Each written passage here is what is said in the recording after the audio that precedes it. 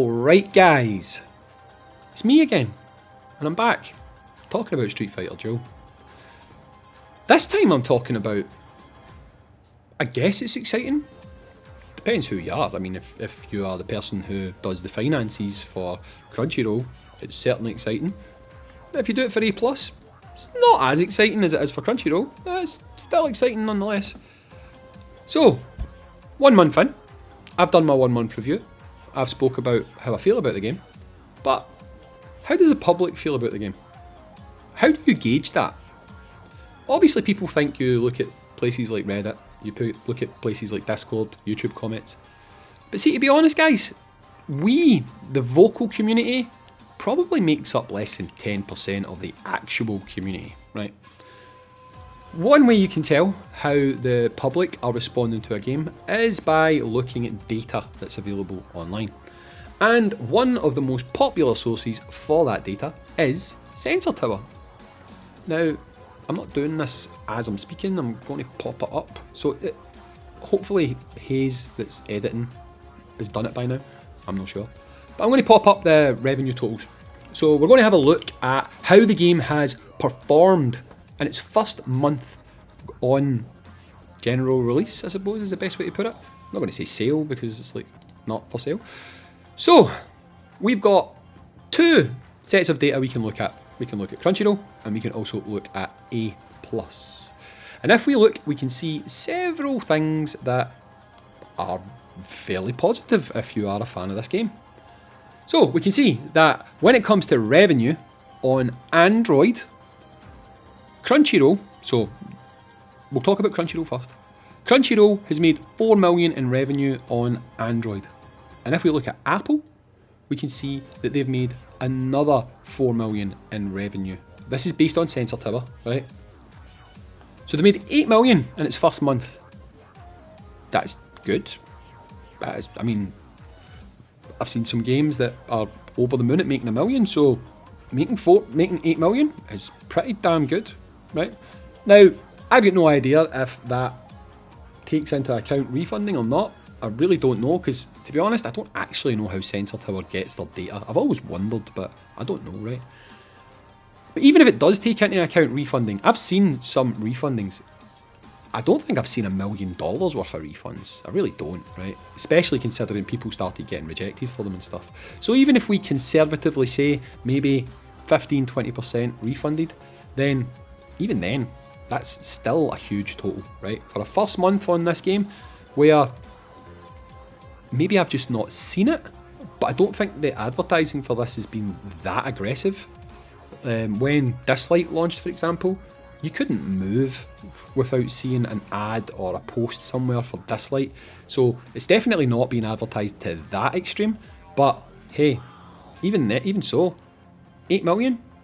It's pretty damn solid. And if we look at the number of downloads, we've got 600k for iOS, 600k for Android, so 120 million downloads as well. That has shown that the game is definitely being downloaded and being received well by people wanting to at least try it, which is again positive. I do want to point out, however, why have we not had a 1 million downloads reward? Like, honestly, I think nearly every game I've played gives you a 1 million download reward. Usually it's 500,000 and then 1 million. We got like 20k tweets reward. We even got like, was it 20k members in the Discord, 40k tweets or something stupid like that. They rewarded us for that. But they didn't give us a code for 500,000 players and 1 million players. What's going on, guys? Come on. Give us those codes. We want those codes. Make them good codes. Give us like a multi. Give us like 10 arcade coins and 3,000 tokens or something. You've just made 8 million. Give us some back, right? So that's just Crunchyroll, bear in mind, right? So if we then look at A+, is, I mean, it's not made as much money, but like, let's be real here. Crunchyroll have got the North American market. Crunchyroll have got UK. Crunchyroll have got, probably, no offence to other countries, a lot more affluent countries, so spending and download totals probably were never expected to be as high, right? They deal with a niche. Non-English speaking countries is more of a niche than English speaking countries, right? So for A+ on the Apple side of things, they have had 200k downloads and they've made 700,000. And if we look at the Android side of things, they've made 1 million downloads. 1 million on Android, which makes sense because I think Android in Europe is more popular than Apple. 1 million downloads on Android, and they've made $1 million. So around about $1 per person. It's a lot of people buying that first purchase to get Chun-Li right there. So combined total for the A+ version of the game is 1.2 million. If we take that as a sum of its parts and as a whole, we've got 9.2 million active players, or at least downloads on the game throughout both versions. And if we take the spend and we combine that together, we've got a combined spend of just under 10 million, which again is pretty damn strong. A+ is independent from Crunchyroll with the versions, but obviously they benefit from like cross advertising, cross exposure and stuff like that. When people see an ad for Street Fighter that's been paid for by Crunchyroll, if they go to download it and it's A+, they're not going to care, they're just going to download the game. So they both kind of benefit from each other, and they do quite well off the back of each other, you know. But clearly Crunchyroll is making out like bandits with this a lot more than A+ is. But again, that might have been factored in from the get-go. They might have realised this. But even then, like for the first month, 1.7 million, it's decent. You know, it's decent. And the thing is, if you look at the active downloads, combined total for A+ and the combined total for Crunchyroll are the same. So if they're holding out on these codes that I mentioned before because they don't want to give it to one without giving it to the other, then they don't have to because they're the same.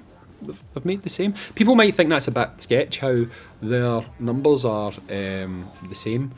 This information is data that's either scraped, I think it's scraped from the app stores. So it's not as if Crunchyroll or A+ go to Sensor Tower and go, here, take this data, right? So they're not manipulating the data for Sensor Tower to make the game look better than it actually is. It's literally just Sensor Tower can take this information, they can scrape it, and they can see how a game is performing. And this game is performing well. I mean, it really is. And the fact is, with Akuma coming, I can see next month being just as strong. Now, why does this matter to you? There's a few reasons why it matters to you.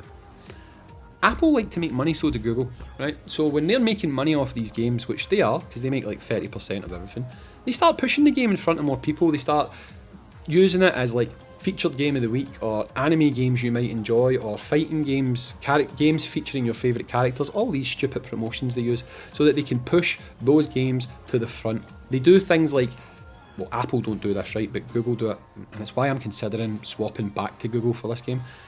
Google do things like, when you go to your Google Play rewards, you look down at the bottom and it'll be 5x reward points when you spend in this game or whatever, right? That's how these games end up getting put there, because they push them more, because they know they can make more from them. Because they're popular, they start to do more promotions for them and stuff like that. It means players can end up getting cheaper currency. It means more players will play because the visibility is higher. And then, obviously, if you're someone who worries about the health of a game, it means you don't really need to worry, because, hey, it's doing gangbusters, making lots of money. Which, yeah, okay, from your point of view, why would you care? You know what I mean? You're not getting any of that money. But from the point of view of, is the game doing well from a health perspective, then the answer is yes. Like, financially speaking, it's absolutely doing well for a first month.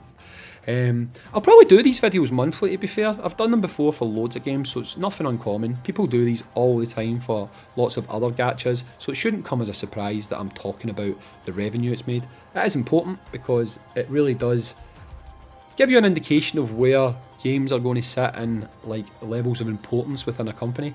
And what I would say right now is, as long as Street Fighter's doing numbers like this, I mean, it can grow, do more. It's going to be a priority for the company.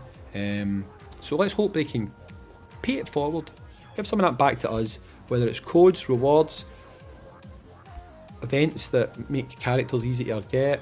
I don't know, something. Just pay it back somehow. Crunchy and A+ and developers and whoever makes the actual decisions behind the scenes. These are doing well. We'll continue to support you. You should start supporting us. We would appreciate it. Us little people, wouldn't mind a little bit of kickback from that, whether it be easy to get rewards, high value rewards, something. You're still going to make money, so pay it forward. Give Give us some codes with some boxes and some cool stuff, and we'll be happy. But anyway, despite all the doom posting and all the worry, Street Fighter month 1 smashed it. Honestly, absolutely smashed it. Let me know what you think. Catch you in the next one. Peace.